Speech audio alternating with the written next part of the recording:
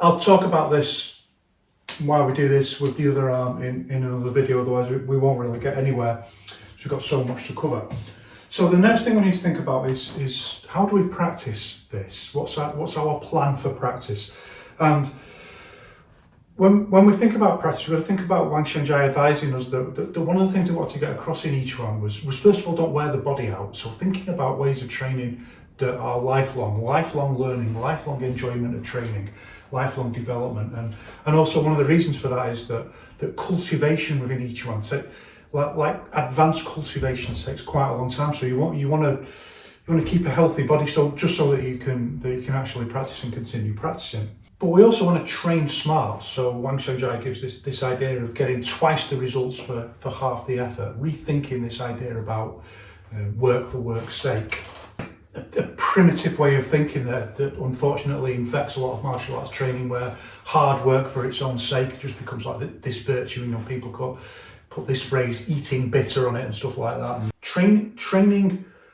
training in a way that's intelligent, smart training, like Bruce Lee once. One of the many things that I think Bruce Lee really took from Wang Xianjia. You can't always train twice as hard as someone else, so you need to train smarter. You need to train twice as smart as someone else. So being smart in our training. And that means including the use of theory and theoretical ideas. Wang Xianjia says try to train martial arts without using philosophies like trying to hatch a stone egg. So all these people who are like, oh, forget about theory. It's not about talking about it, just do loads of hard training. There's plenty of people within each one who say stuff like that, but they've got nothing to show anyway, so who cares? We want to train smart, we want to engage concepts. Concepts are what help us get twice the results for half the effort. And one of the areas of conceptualization that's very important is our pedagogy. And that means the science, the art, the understanding of teaching and learning. So pedagogy is a whole area in itself. And the first thing we want to think about is the volume of particular kinds of training that we do. And the second thing that we think about is the refinement of the thing that we're doing. So volume and refinement, and how they relate to each other. And volume's quite an interesting thing because it varies and changes in terms of where we're at in our practice. Another thing to understand about each one in particular is it's very gamified, in the sense that certain ways of moving forwards you won't understand until you reach that point. You kind of unlock an achievement at a certain point, and then it becomes quite clear to you what you need to do next to kind of move on.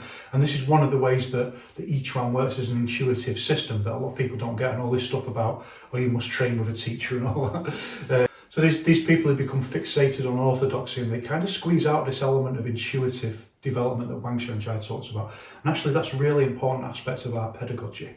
So you may start training something and then you're working on that thing and you can't see beyond it, but a month later you reach a point where you can do that thing, and then once you can do it, then you see what you need to do next to move on, and you can intuitively progress a lot like that. So in terms of our initial volume, this is a really interesting question. Well, let's say we've got our basic punch. Like how many do you do and how do you do them? That's a really good question. So Yao Zhongzun in particular talks about this idea of not fetishizing volume, that it had become a kind of disease in Chinese wushu, that people just think like, well, I'll just do thousands and thousands and thousands of repetitions of the same thing, and somehow at the end of it, like that will be progressive, that will lead to development. And there's a relationship between volume and development that we need to think about, and it isn't just that if you do more volume you get more development. And Yao Zhongzun makes this argument specifically both in terms of martial arts and the health benefits of Zhanzhuang. But it's also not as simple as just saying that volume isn't the issue. So I mean, we can think about the issue like this, like, okay, let's say you start off and you're going to do basic punch, basic jab 1,000 times a day either way, and that's good to start off with. But there will come a point where just continuing to do that won't get any more improvement. So at the beginning, the brain is working with like gross information. So think about this idea again as the intent as like a supercomputer, that it needs data and it needs to continually refine that data in order to fire up and push progress. So that's not just about volume. But if you think about volume in terms of like being gross data, let's imagine a supercomputer flying through space and it sees a planet and it wants to map that planet. And it starts out with a gross data. How big is that planet? What's the circumference of it? How much does it weigh? How far is it from its sun? You know, just really big items. And then it starts drilling down and getting finer and finer grain data until eventually it's looking at all the little insects that live on the planet or whatever. That's very much how we need to think about our pedagogy, that in terms of volume, that's good at the start, and then it's going to move towards finer grained data, the intention, the supercomputer, the brain that's going to animate our movement. And it's just it's going to move from this process of having gross information down to fine grained information. So we need to think about our pedagogy like that. It's not just one thing or the other. It's the same as when we learn any new skill, and you can see for this particular thing, you can see there's lots of videos on YouTube of beginners beginning to learn how to do this kind of punch, and you can see that, you know, they can't do it, they haven't quite got it, so they're doing lots and lots of repetitions, and that's absolutely fine to start with, and that's a good way to start. So the answer is, well, it depends a lot on how serious you are, but let's say, you know, you're going to start off and you're going to set yourself a pretty good target, and you're going to think, well, I'm going to do 50. I'm going to do 50 basic jabs either way every day for a week, and that's a basic, you know, a basic starting point that's using volume. And there's a point in training where, particularly when you're beginning to learn a new movement, that volume can be very useful. It's giving your brain that gross data that it can then start refining. But eventually you hit a point where that doesn't do anything anymore. And this is the big problem in Chinese martial arts, where you'll have people just doing that forever. They'll learn a basic movement, and also the fetishization of basics, not being able to evolve what they mean by basics. And really what you mean by a basic should change all the time as you improve. What is a basic skill in the beginning isn't a basic skill later on when you're a little bit more advanced. So people do the same technique, I mean, literally for decades. You know, you might, you know, but there's a certain point, let's say horse dance and basic punch, there's a certain point where that's right. And really, if it's wrong, just continuing to do repetitions of it won't improve that at all. You'll just continue to do the same thing, make the same mistakes until they're absolutely drilled in, and then they become quite difficult to move out. It's really easy to drill in habits. The example I always give is, if you're used to driving a car, and then you go and drive a different car that handles differently and the brakes are differently and so on. Just drive it for half an hour, then you get back in your own car, and you've already started to adapt to the other car, and you start pressing the brakes too hard in your own car and stuff like that if you've adapted to a different car. It's so easy to drill stuff in and drill mistakes, since you've got to be really careful of it. So we don't want to do that. That's not training smart. So just doing repetition volumes forever and ever and ever, that's not the kind of information that your intention needs long term. Just continuous repetition of the same thing. Your intention, your intent will start to work in a different way. When we say yi as in Yiquan, like mind or intent, that has a lot of different meanings. And again, a lot of people fetishize singular meanings, and they don't understand that really, to understand this thing, you've got to think plurally, that things have multiple different meanings, and also that they're gamified, that when you reach a different level of achievement, you see different meanings in things, usually simpler meanings. It's like the kind of Taoist progression of your training. You see simpler meanings with more sophisticated implications. But so let's use instead that kind of metaphor of the brain as a supercomputer. It's not the kind of information it needs, and it's not how it works, that if you just keep doing repetitions, eventually it will just solidify into that movement, it will codify that movement, and all it will do is lock into making that mistake. That's what we call it being drilled in, one of the ways that your intention works. In that case, you need to be a very active learner, and you need to be engaged with your own pedagogy. So after a certain point, let's say you're doing it 50 times, either way for a week, and then the next week you think, right, okay, I'm going to do it 100 times. And you're getting gains. So You're getting muscular gains, the actual ability of the muscles to do you soar at first, and your actual physical attributes and ability to train starts improving, and that means that you can then do more training. So you think, well, I'm going to do 100 a day. And again, Yao Zhong talks about this, like the body becoming stronger through training, and that being very important, so don't look down on that. So you think, I'll do 100 a day. And then after a month of doing 100 a day, well, you think I could probably do 1,000 a day. So you start doing 1,000 a day for a month, and now we've hit that point that Yao Zhong is talking about, where you're fetishizing volume, thinking that that's the key, and it's not. So we've got to be very engaged with this idea and think, well, at a certain point you hit what we call the 95% point, and this is a key learning concept that will really help you progress. At the 95% point, you've gone from really not being able to do something to really as good as it's going to get just by doing the same thing. So you can do 1,000 punches a day for the next 50 years. It's never going to get any better. And we call it the 95% point because to get just 5% better would take so much effort.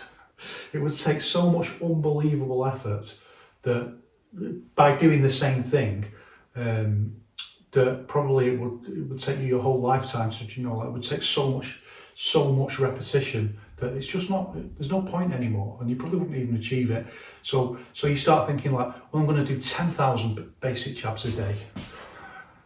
And then decades go by, and eventually you die, and you got maybe 2% better at doing a basic jab, and that's all you need. I mean, it's an extreme example, but nevertheless, this is a problem in the way that people train. Yao Zhong identifies this problem and starts giving us some solutions about how we need to think about it. So when you hit that 95% point, either if you've got a coach, they recognize it, or if you're training on your own and you're being really engaged and you think about it, I've hit that 95% point. So really, it's not a good use of your time or your effort or the wear and tear on your body to continue doing the same thing. So you need to change. You need to change what you're doing. And in a holistic training method, the kind of thing that Yao Zhong wanted to develop, that becomes a lot easier to do. Within a holistic training method, there's a lot of different things going on anyway. So at the same time, obviously, you're doing your Zhanzhuang and you're doing your slow movement. And if you go and look at the series that I do on intentional movement, I talk about the idea of talent and Zhanzhuang and slow movement, being able to improve your talent, like the ability of you to progress, how fast you progress and how fast you get it. And what we don't want to do is fetishize the idea of hard work for hard work's sake. If you can do it, you can do it. And everyone's got different levels of talent, and even with training to improve your baseline talent, nevertheless, people have got different levels of talent. So if you can do it, you can do it. And if you can fly, you can fly. Just go with it. Don't worry about that. And it's one of the problems of thinking, particularly in commercial schools, and then when a commercial school is married up with like kind of ossified ideology and the worship of lineage and structures of power and ideological control, that, well, they want you to keep coming back and doing the same thing day after day, because that's how they're making a living out of you, and it's how they're maintaining this pyramid where they're at the top. Whereas we want to think about it differently, and particularly if you're training on your own, you have to think about it like this. It's just you, so you need to progress as fast as you possibly can in the best way that you can. So a really good way of doing that is recognizing, first of all, that very often what you visualize in your head isn't what you're doing. And this is the same for most people. Your proprioception or interconnection between your intent and the physical system is quite immature. It is for pretty much all human beings. We're socialized into that. The kind of thing where someone's dancing and they think they're great, and then they see a video of themselves, it's like, oh wow, that's not what it looked like in my head. A lot of people can't even recognise bad movement when they see it, when they see themselves doing it. Oh, that's another thing. But if you have examples, which we do have examples of people doing, say, the Yiquan jab correctly, you've got that mental picture and you can compare it to what you're doing. So a really good way of doing that is to video it. Don't worry about this taboo on training in a mirror and stuff like that. It's about something else. We'll talk about that another time. But your actual physical posture, if the idea is the coach does this and you try and capture that form, that movement, then filming it is a really great way to see how far away from that you are. So that's a good way to start. Like as you're doing your, you're doing, let's say you're doing 50 jabs every day, and then you can just film yourself and you can check and you can learn so much from that, and then you can adapt and change what you're doing. So you're not just doing volume of training, you're critically engaging it, and you're being pushed forward all the time by this idea that you want to get as good as possible, as fast as possible. That's the danger area where you start thinking, right, I'm going to do 10,000 a day. That's not the way to do it, I'm telling you. But even with filming, eventually you're going to reach a point where, let's say, my advice would be to start quite relaxed. So even if you're going to do 50 a day, you don't want to do it full power. That's like one of the training ideas, one of the training concepts in each one is, if you do movements full power straight away, or if you do them on the bag straight away, or on a pad, your brain hasn't got enough information. So think about this supercomputer. It's trying to create a more integrated structural system. This is the structural movement revolution that Wang Xiangjia instigated, that we're trying to. One of the reasons for encouraging people to train on their own is it's almost dead. So if it hasn't worked by being taught through schools, then let's get people training on their own, seeing if we can do it that way. Wang Xiangjia said it should be perfectly possible because you already know everything you need to know. But one of the ideas in this structural movement revolution is we want to preserve the body, we don't want to wear it out, but at the same time, that links into a pedagogy, that we're giving this supercomputer data to refine movement, and that refining of movement, A, doesn't need to take place full power, and B, it's better if it doesn't. You get more data by doing it slower and more relaxed at first. So just instead of like for far leap straight away, first you want to just catch the movement, nice and relaxed like this, catching this wave movement. To do 10 one way and change, do 10 the other way, change and back again. That's not a lot of training. You can soon see why you might start thinking, well, if you're quite serious, I could quite easily do a few thousand maybe every day, well, not easily, but if I'm prepared to devote like 4 hours to it and do a lot of jabs in that time. So let's say we're doing it like that, nice and relaxed, giving the brain plenty of data, really engaging, rebuilding this link between intent and physical structure isn't just about Xianzhuang, it's about all your movement all the time. Wang Xiangjia talks about it. Even when you're walking about, you can be doing this, you can be becoming more mindful of your physical movement and that, improving this link. So even while you're doing this, just thinking about trying to put your intention into your whole body, and using all the ideas that we talked about in the other video, the first video. Even with doing that, however, eventually, probably after about a month, you're going to hit that 95% point, and then you need to start thinking about changing in different ways. And there's always different ways that you can move on from that you can start holistically training. So it could be, for example, that you start training with a step. You start training it with a step, which brings a different dimension to it.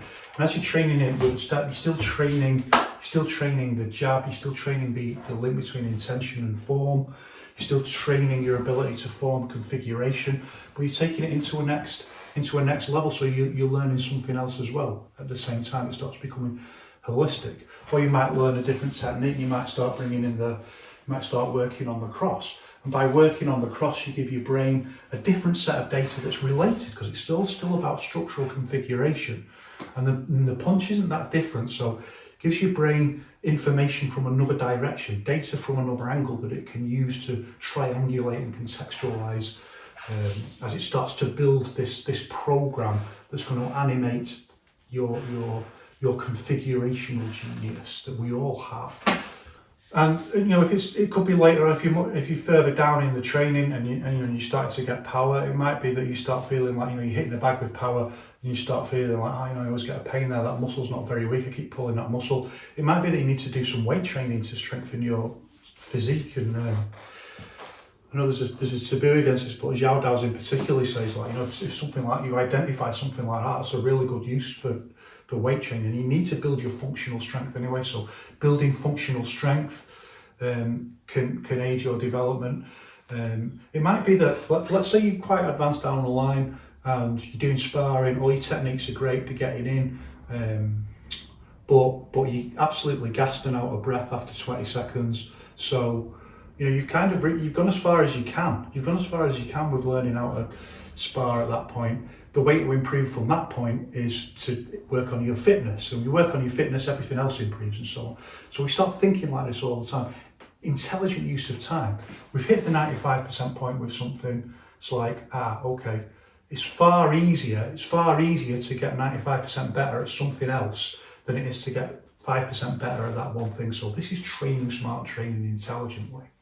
So what do we do anyway? What's the next thing we do? So there's a few things we need. So when we start training, we want to get the gross movement first, and we start with like this.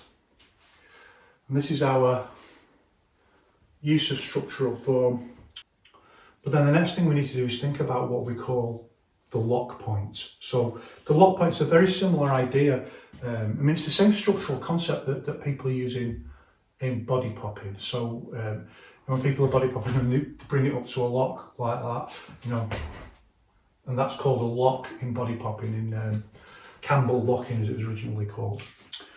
And Zhao Daoxin again talks about this idea in structural movement, that it's a little bit different in that you want to hit something. So we start thinking about the reality of the fight. So remember, everything that we're doing is really, in the structural movement revolution, we're thinking about Farley, which is mass times speed, and we're thinking about the reality of the fight and how these three things, structure, power, or rather force, I should say, structure, force, and the reality of the fight, how they kind of integrate into our structural movement paradigm.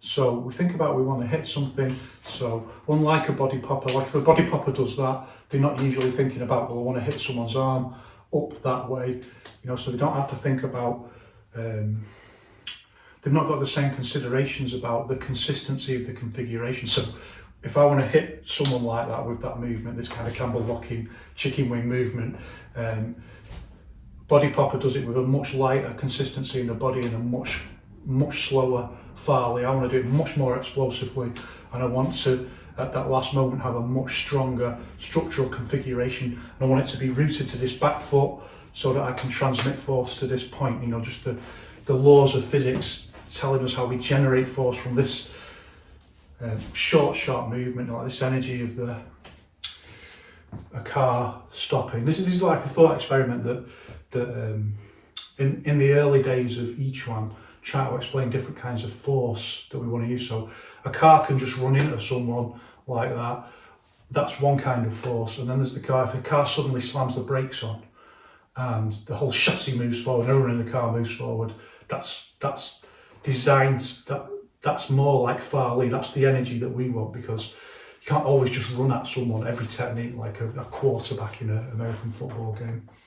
Of course, sometimes you do like you go for a shoot or a takedown, but we want that to be explosive as well. We want it to have this energy. So that's the feeling, like the car stops and the whole chassis goes forwards, and that's the feeling like when we want to release force with this. So we want to start thinking about, well, how do we develop that?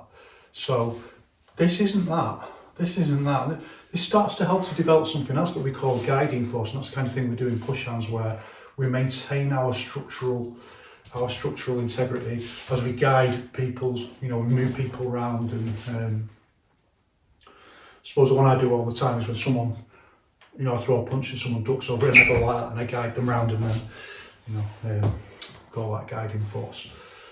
But for Farley, this other really important thing that we need. So we can say those are the two really important things: guiding force and Farley, then defence, and those three things together are like effectively the curriculum of each one in terms of fight training.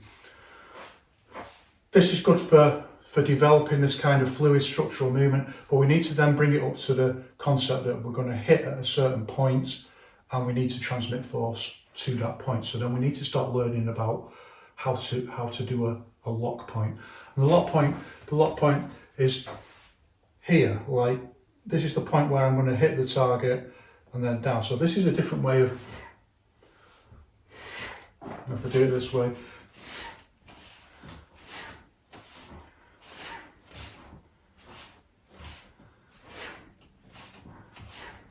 this is the lock point. You can see the whole, this is the point where if you were going to hit, this is where you, this idea of far leap just being mass times speed, just turning the mass of my body very fast round my axis like that. Remember we talked about there's different ways of doing far leap. This is just one of the ways of doing it. But this is the point, just as the point hits, that's the point where you turn very fast on your axis, and all that force that's generated is then going to be guided towards the fist that hits the target. And we do that by not by kind of moving chi through our body to our fist or anything like that, which is the kind of idea that this is how this used to be described in Tai Chi Chuan. This is how it was thought about in Tai Chi. But we think about it very differently, that the body generates all this force from this very fast movement. And what guides the force that we generate to this point is, first of all, the consistency of the body, that we just tense the right amount. Not too much, not too little. Too much and it's too brittle, too little and it's too soft, and we absorb all the force ourselves. And when we do that, the next important thing is the rooting, that it's rooted solidly from the back foot like this, and then that causes the power then to be transmitted from the fist into the target. And that's not mysterious. You can actually feel that on a bag. You know, when you hit a bag, you can feel it from the. You can feel that there's this line that goes through to the floor like that. It doesn't have to be like that, by the way. I'll do some videos looking at, you know, for example, people who are in a wheelchair, who you know, you've got use of your upper body, but maybe not the legs, and you want to learn how to. Well, can I transmit force like that? Can I learn? Yes, you can. It's just we change that. You know, each one's for everyone. Even if you're paralysed, you can use visualizations. There's always something within each one that you can use. But yes, you can if you're in a wheelchair. You can root it in a completely different way using the laws of physics. It's the same laws of physics for everyone. They don't change just because you've got a disability. What matters is to think about how you can apply these principles in your own way. Now we've got two concepts, so we can think like there's no fixed way. Think about what's right for you. It might be better for you to start with these big movements, and you're going to do 50 a day for a week, and then probably after a week of doing that, it's just in the nature of the intuitive progression that you'll start thinking to yourself, I'm just going to try that. And then when you start trying it, it's like, oh, I can do that. So if you can do it, you can do it. So there's some benefits of like volume of training at a certain point. So giving the brain that information, there's some benefits of doing high volume at first of these. And then maybe after a week, then you start bringing it up to thinking about bringing it up to the lock point and change. And you can see the movement's a little bit different now. So before we go like, and you can even do it like when you're doing your slow movement, and you can do it in tiny, like, we'll come back onto that, and that's a little bit more of that, so we'll come back to that. But you can do it in your slow movement like this. But you can see the movement's a little bit different. So this is like a complete way, like the hands kind of doing circles like that. This is like when you see the old way of moving like this, which you will see in each one. It's actually just the same thing. It's still just two circles like that. It's just been modified a little bit. Still exactly the same thing. And you can see it's like this. But when we do it with the lock point, it changes a little bit. So it's there up to the lock point, and then it just comes back in. It kind of just flattens back into the guard like that.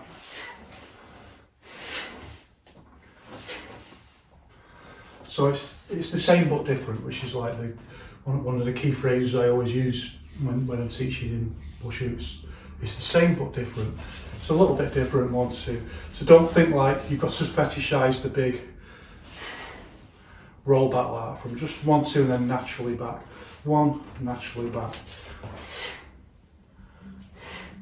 And this is a little bit harder to do.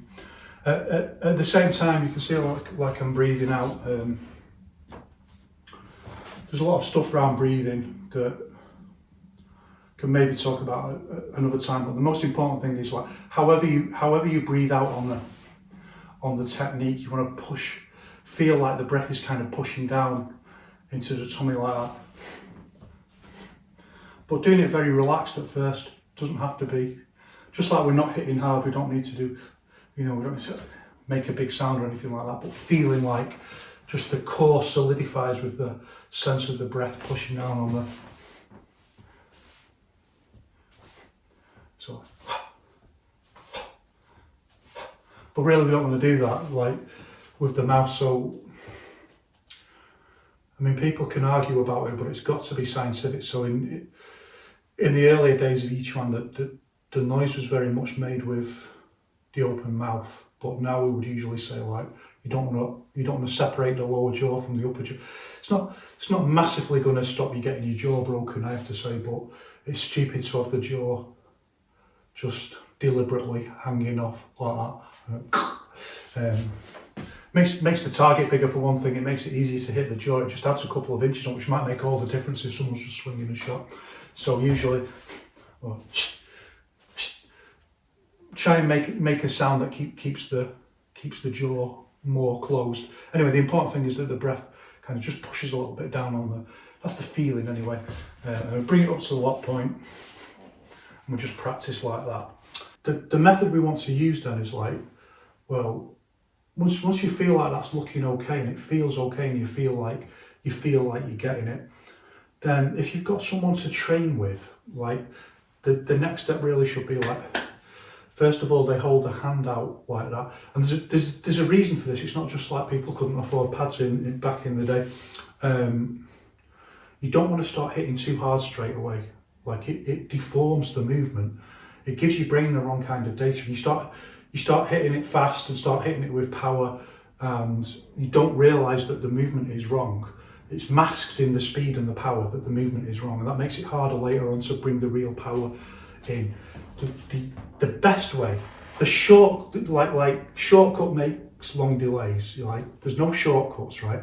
The shortcut is to do it like this, really, really carefully, step by step, really thoughtfully. So someone holding a hand out like that, it's to stop you just smashing into their hand, like, so you're training sensibly with your training partner, and you want to just hit the hand like that, and you just want to get that.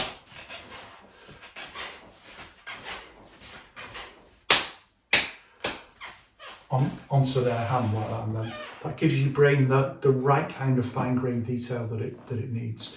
Then they can hold a pad. And then you can start just upping the power a little bit. There's lots of things we really need to think about in each round, particularly the way the wrist twists in with screwing force, and so the wrist goes over a little bit. So it takes a lot of careful practice just to get the right consistency. When you start hitting a pad with a little bit of power, then you start feeling like the connection to the floor, and you start feeling your own structure. So this is what I talked about, having an intuitive relationship with the laws of physics. You yourself can feel, and it depends a lot on how the person is holding the pad. So a good coach, or if a good coach doesn't know, you have to tell the person holding the pad, first of all, hold the pad quite like kind of medium, not too loose and not too firm, so that you can just get a little bit of feedback. You get a bit of feedback in your whole body, and you can feel the physical forces in your own body.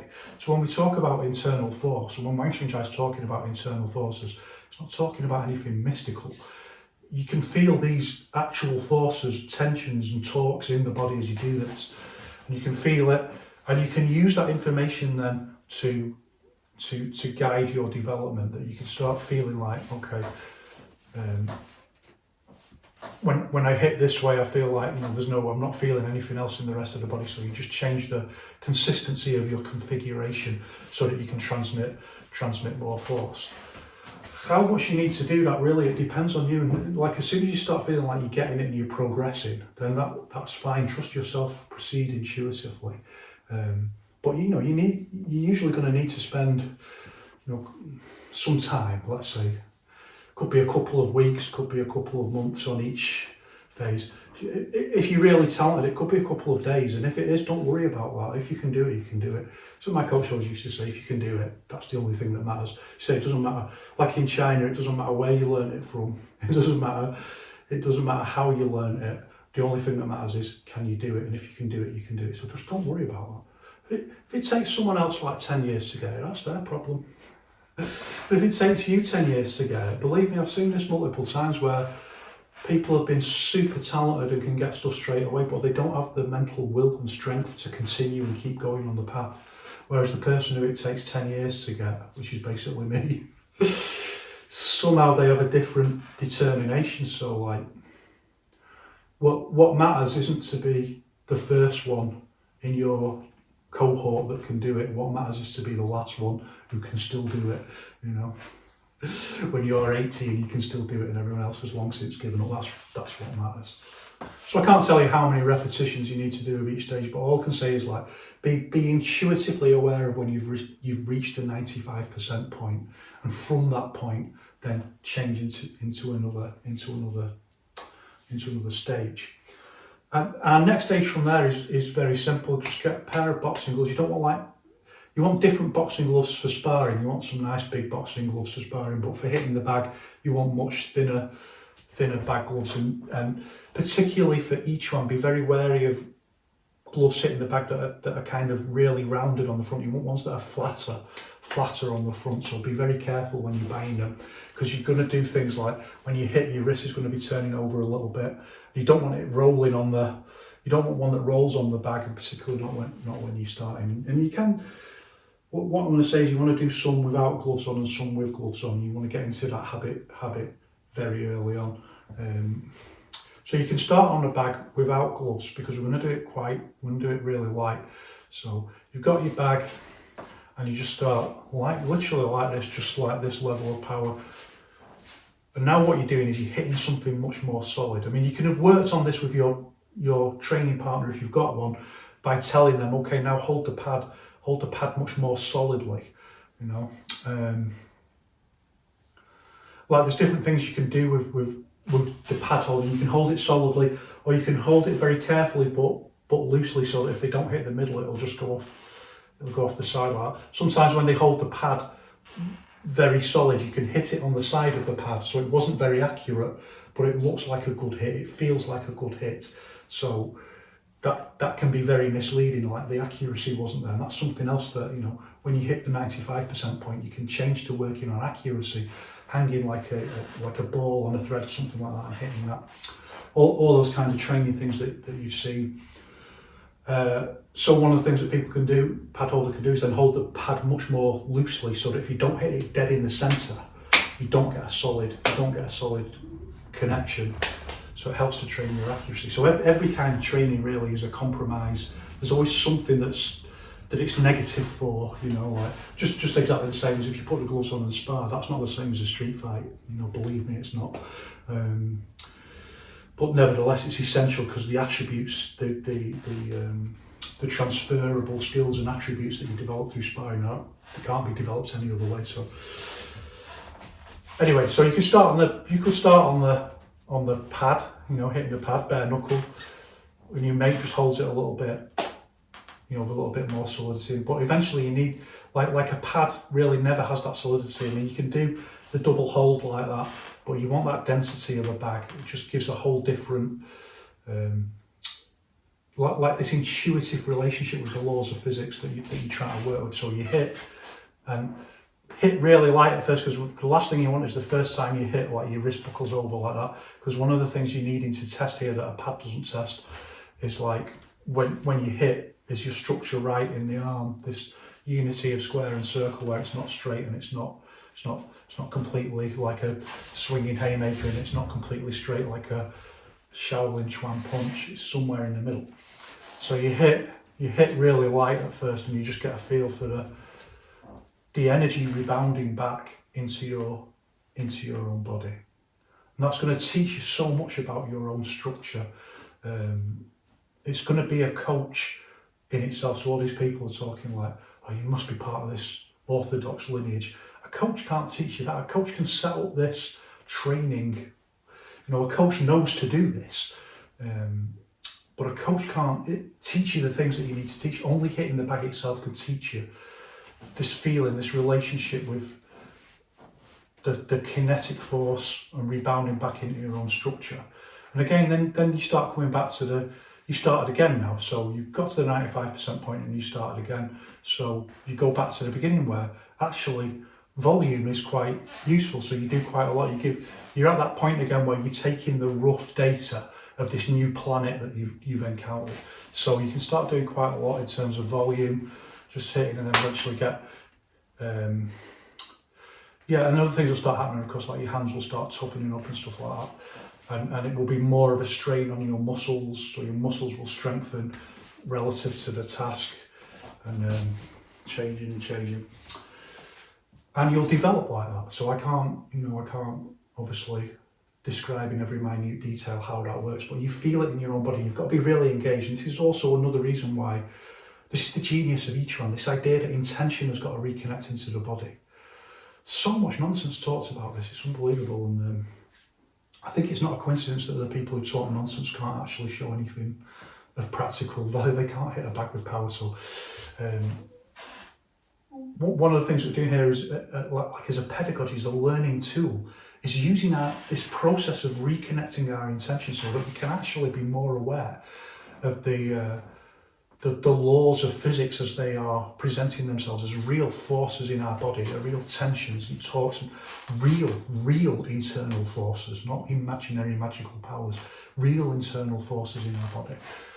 And then through intention, what we then need to do is, like, this supercomputer needs to be adjusting the configuration and thinking about, and then you'll start getting that effect that I talked about in the first video, where you hit the bag and you just hit it with a certain solidity. And even though, like, it's the same amount of speed, you've generated the same amount of speed and force in the movement itself if you were just doing it on the air, but you've transmitted more to the bag. So this is this threefold equation: mass times speed to get force, but then structure. And the way the structure is, the configuration of the structure is just correct, and it's rooted in just the right way that it transmits that force. So you can have mass times speed, and it can be the same mass times speed like 1,000 times, but only one of them does that, because what changes is the configuration that allows it to be, the elements of the configuration that allow that force to be transferred to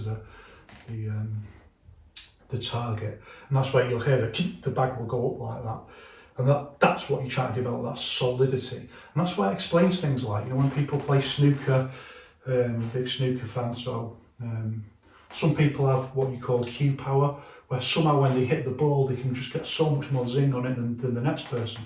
Yeah, when you look at them, they both look like they play exactly the same. One's got a different structure, one's got a better intuitive sense of structure. Same as, like, you can have two boxers who hit exactly the same way, yet one's continuously knocking people out and the other one isn't. And it's like, it's structure, it's the configuration.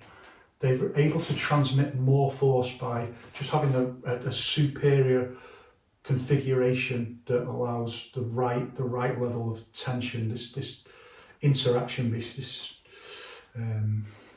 on this scale of tension and relaxation, that it hits the right point when they hit to transmit the force. So those two boxes can both be generating the same amount of force, but one of them has a superior structure that transmits it to the target much more effectively, and it's rooted better. And then gradually what you're going to do on the bag is, when you've kind of reached the 95% point with that, or usually even as you're doing this exercise without gloves on, and then put the gloves on and then just start bringing up the power. Bringing up the power, hitting a bit harder and raising the power step by step. And when you do that, you'll see you've gone through this whole process from, we didn't start talking about this in these video series, but it's taken for granted that I'm starting from the concept that you start with standing. You start with standing, and you've eventually brought it from step by step into hitting with power. And step by step, you've refined the movement. You've given the brain the data it needs. This is the shortcut, doing it right. So you don't have to do remedial work later on to correct someone's punch or something like that. You've done it right all the way through. Then you start hitting with power. And at that point, that's when we start need to thinking about Farley explosive force and the way you do that. Partly that will generate, that will kind of be generated intuitively, that you start learning. You want a short movement and you want to turn very sharp and fast around the axis with the right structure. But Farley's a whole kind of discussion in itself that we can talk about another time. But we can say, like, the feeling you want, the visualization you want is like you're holding a rope like that and you snap it like that and you hit into the target like that. This kind of explosive movement, and then what used to be like the lock point when you were training, that now becomes the hit point, and really that's it. Everything else is just variations after that. You can think of new ways of power. Maybe you need to put on a little bit more muscle, to don't look down on that. That could, up to a certain point, add power because you're adding more mass and maybe the ability to generate more speed. That's been looked down on each one in the past, but that's not scientific. You can generate more speed and power by putting by improving functional strength. It may be, you maybe need to work on the toughness of your hand. It might be though that you need to work on accuracy or something else. But usually that's it. Like, there's no mystery to it. It's not. It's just like a Shaolin monk's punch is a Shaolin monk's punch. It's like, it's not. If you can do it the same as them, you can do it. It's not like there's some mystical thing that they've got that's hidden away in the temple in China that you find and secret manual. That's all there is to it. Then you've got it. You've got the Yiquan jab. It's just a matter then of the variations and your fight IQ and your footwork and actually hitting someone with it. So then there's a whole range of other skills that we bring in. Now, then we're moving into fight training. Like, how do I practice it in a fight? For fight training. And then you go back to your pad work, and then I'll talk about all of that in another set of videos. I think, where I think about fight training. I suppose the only thing that I would say at this point is, like, there's this kind of theoretical idea that each one's got to be very short range, and usually when you come into sparring you find that doesn't quite work in the same way, that you need to be able to punch a little bit longer. So don't be careful not to foreshorten your punches too much. And one of the things that you really should do at that point is then start thinking about punching from different distances. So punching much longer range and punching much closer, using what we call short power that I'll look at another time. But punching different lengths. But other than that, once you've reached that point, you've kind of got it. And not really the next thing you learn, because we're thinking holistically. So even though it is like, you could think of it like you've hit the 95% point, so then you move on to variations of footwork with the jab. But really, you should be learning those along the way anyway. So in a holistic, you're usually working on multiple things up to the 95% point. That's what I want to look at now, some variations in footwork, all the basic variations that you need that will really help you. So we've done off the spot. So the next thing we need, obviously, is with a step. So I've talked about this elsewhere. We use this idea of the seeking step. So even though we use this pivot routing when we do it off the spot, when we step, we don't really do that. We're going to turn the body the same way, so the heel will likely come out just a little bit as you can see the heel just comes out a little bit as we hit, but we want to hit the floor like that, toes first, what we call seeking step, and it's kind of what we call scrape routing. So you can see the foot hits like that, and there's very good reasons for that. We don't want to step with the heel first because it's too easy to slip, and then there's nothing whatsoever to stop us from slipping. Like if you stuck with every rule, then you'd never adapt to anything, would you? But you've got to be adaptive. So there's times where you want to step on someone's front foot where you do step with the heel like that to step on their front foot, obviously. But most of the time we do it like that.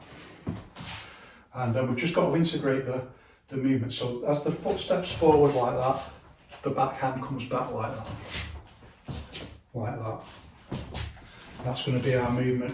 And we're going to follow the Xing Yiquan principle that the lead foot and the lead hand land together. This is the old Xing Yiquan one of the harmonies in Yiquan. So when we put it all together, again, we're going to keep this exact movement that we looked at in the first video, and we're going to like that. 1, 2, and again, we're back to the beginning, so you can practice volume, then you can practice getting them a little bit faster, and you can practice doing them with your explosive movement. But this kind of training just like that is absolutely, you don't want to be doing foul. I do a lot of stuff where I show kind of explosive movement, and it's a little bit misleading, like most of my training literally over decades now has been quite relaxed like this. And then I only do like the explosive movement at a certain point, but I wanted to demonstrate that more because we never really see it. So I've done a lot of videos like that. And also I was at a point of, by doing more volume of stuff like that, I was kind of, you know, again at the volume point and pushing it through to the 95% point, which has worked in improving and pushing my level forward. But you can do loads of training like this, and most of my training is like this, really relaxed. You don't need to do it explosively all the time, it's totally unnecessary. 80% of your training can be quite relaxed like this. And the other way, I'm going to keep going exactly forward this way, keep going exactly forward. And the foot just hits like that. That's our first variation that you can practice.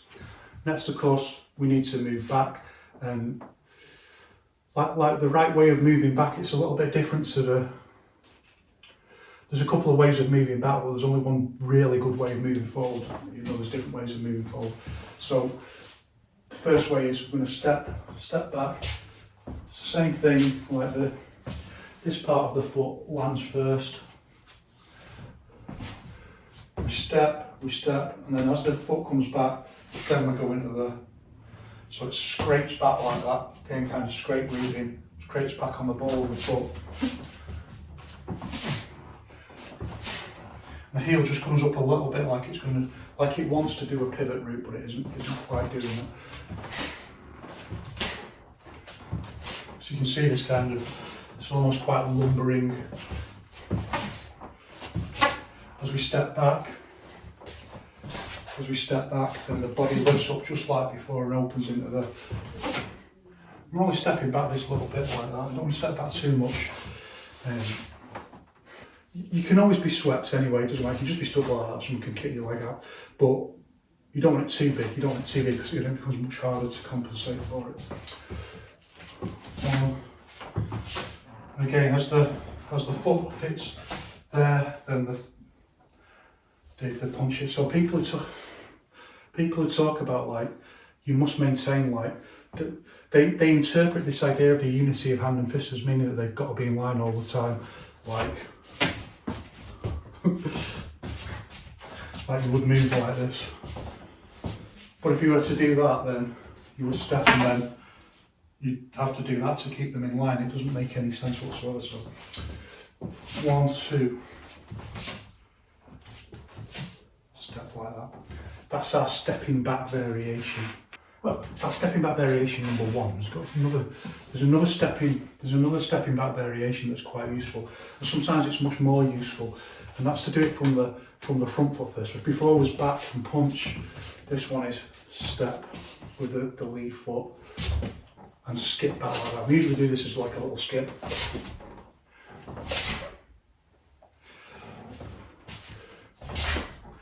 And we use this kind of kickback routine where it goes like that, little Elvis hip. And this is to make it a solid, makes a solid link with the ground. And it's also, you can do, when you do it, you can feel intuitively it's safer to do that, it's solid. There's no chance of roll, like if you do it kind of like that with your foot flat, it's really easy just to roll the ankle back like that, so that's wrong. That's a jab. So we do like a little skip like that onto the ball. This side of the ball of the foot here, the proper ball of the foot. Like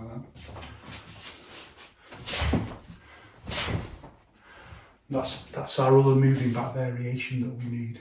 Similarly, so there's a way of moving forward that mirrors that. It's not necessarily so useful. It's usually used with kicks. So you move from the back leg and then forward like that, and it can mask a kick, and it can just like close down distance very quickly without people really seeing that you do the steps. So sometimes you can use it with a jab like that, and I do it sometimes like that. Sometimes do it with a cross like a pendulum cross, because it's very hard to see. The footwork is very confusing, so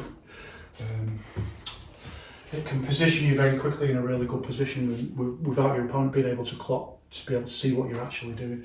So we can do it like, it's exactly the same. It's like, it's seeking step exactly the same, this kind of routing. And the hand and the foot land at the same time. It's not about them being in line, whatever anyone says. It's about hitting the floor at approximately the same time. That stops at approximately the same time as that hits the target. That's the unity of hand and fist that comes from Yiquan. So this way.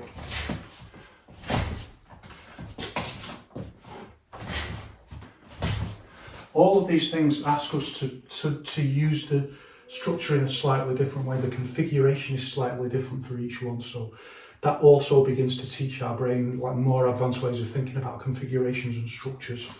It's part of a holistic method that helps us to progress very quickly, because we're not just working on one thing, we're challenging the brain from different, to think about different areas of data that it works around the same concept. It's also worth practicing a little bit, just moving on diagonals like that.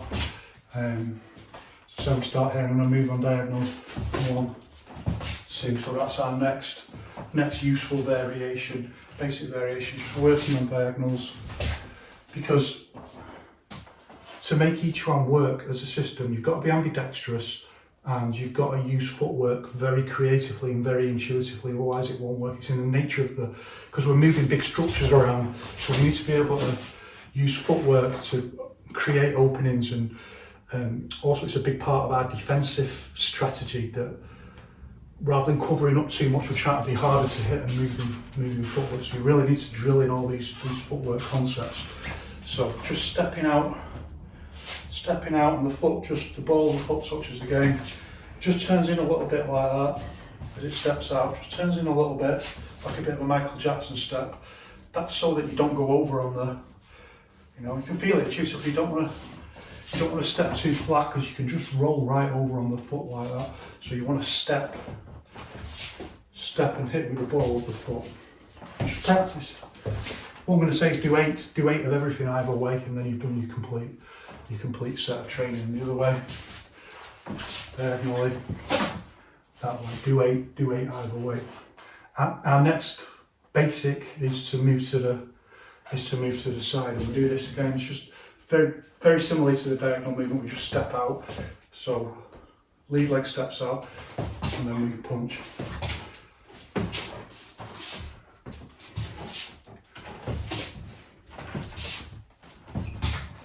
Our primary consideration here is the way that the lead foot steps out. So we don't want to, just like with the diagonal, we don't want to roll over on the ankle. So it becomes much more of a danger here, because that's exactly what we're doing going that way. So you've got to keep this foot angled like that, so that it's rooting you back that way. It's propping you up back that way. And then it's like a half pivot rooting, so that it just drops down like that.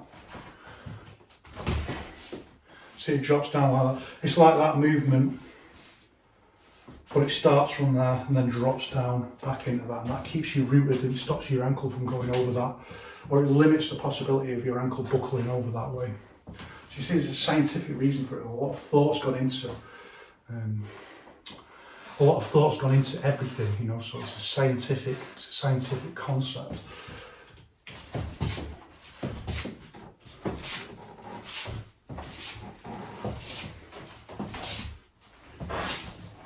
Now we can move that way by going back leg first as well, so that's another really useful basic. We usually use it to go around more of an angle like that, but that's I'd call that more intermediate. So let's keep to basics for this video.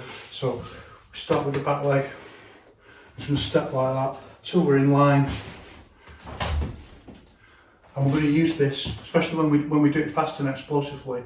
Okay, our legs are momentarily in line. That doesn't matter at all. Then when they open up, we're going to use this opening up to add more explosive power. So part of the thing that we're doing when we're doing different configurations, we're thinking about, well, how do we use the footwork? Like, there's lots of different reasons why we're going to do we're going to do the footwork in this way so my ankle doesn't go over. But how can that also add power? So just thinking about the arrangement of every configuration and how it leads towards our overall goal of adding as much power as possible to everything. And you develop this ability intuitively, so you kind of know, like, you can use this opening. My foot's opening anyway, so you can use that to add into the explosive force of the movement. Like that. Our main danger with that is it's quite easy to overbalance that way, so just be aware of that. Going the other way, the start way, the easiest way is back foot's going to step out and lead foot's going to follow. So we go, and all the routing is just this kind of tiptoe routing where you just move from there to there.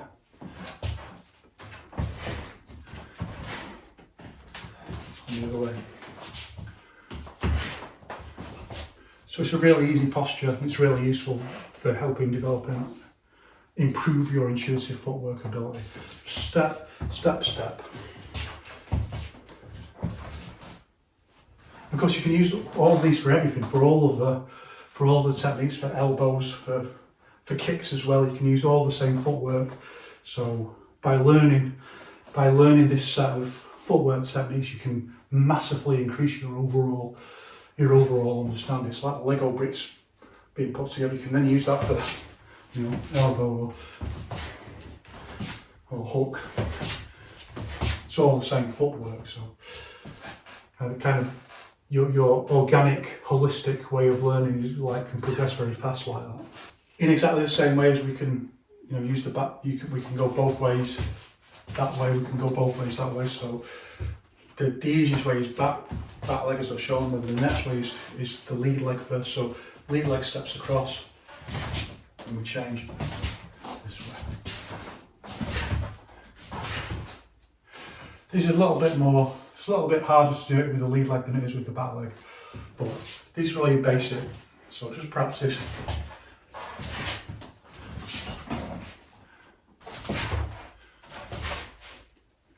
Practice them all. 8 either way, that's quite a lot of training in itself, particularly if you do it with a little bit more force. 8 either way. So then there's just two more basic techniques that we need in our basic footwork range. The first one is to go around on an angle a little bit. So from here, this way like this. I'm stepping with the lead foot first, and the routing is like, so it's kind of what we call hook routing, because it goes round like that. It hooks round, and the back leg follows. And this is a classic example of how the routing can be utilised to add force into the punch. Like the leg swinging round adds force into the punch. If I do it like that, you can see how that might work. As it steps around, this leg swings round, and just like our principle is that it's the arm going around like that that creates this kinetic chain around this way. Well, also the leg can do that by swinging around like that. So that's what we do.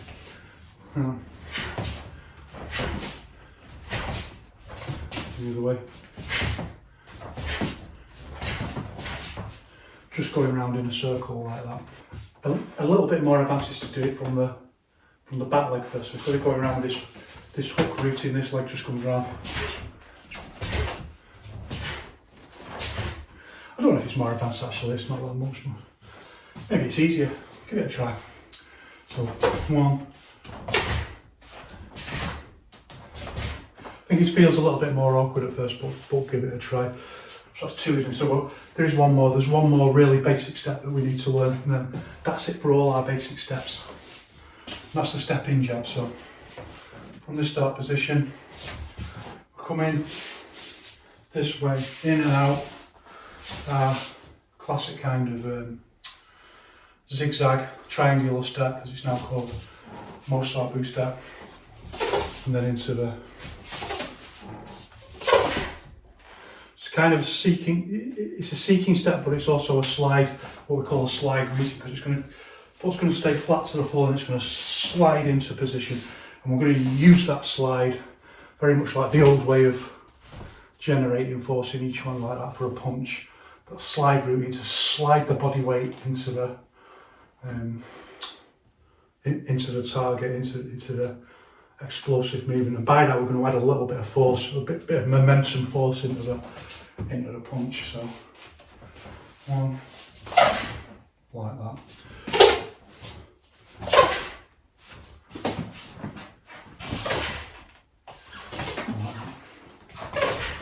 And of course, if we can do it that way, then it suggests itself immediately and intuitively that we can do it the other way. So 1, 2, this way. So when we slide back like this, the route is like this. A bit like when we're doing Mozart boot, a triangle step. The ball of the foot here hits the floor first, and then the rest of the foot goes. Again, to stop the foot buckling over. And as the heel is up, as the jab goes in, then it comes down into the, so you can see it's almost like pivot routing, but it's from the back foot. 1, 2 into the jab.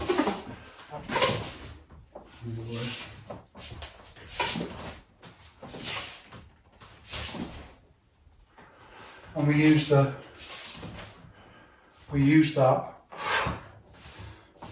in this case, like the other way we use the sliding to generate force. This way we're using the roll back into the root to generate force. And that in itself begins to teach you this thing about we're searching for the right configuration to give the right amount of force for each technique. It's like this is the art that we're exploring. How do you find the right configuration? Like through practicing these basic techniques, you will develop that kind of the groundwork for your intuition to kind of take over from these basic techniques. We've got some intermediate stepping techniques as well, and also some advanced. But from this groundwork, it gives your brain enough data to then extrapolate like an infinite variety of variations of all of these movements. So practice them diligently. I can't tell you how much to practice. I'm going to have more things very soon anyway, so next we'll have a cross, and then we'll have hooks and backhand hooks. So if you practice everything 8 times in a session, once you've got all your basic punches, that's really going to be a lot. That's going to be quite a big curriculum to practice and build on. So hopefully we get there soon. Yeah, next time we'll look at the cross in each one, and keep going, keep training, and best of luck, one love.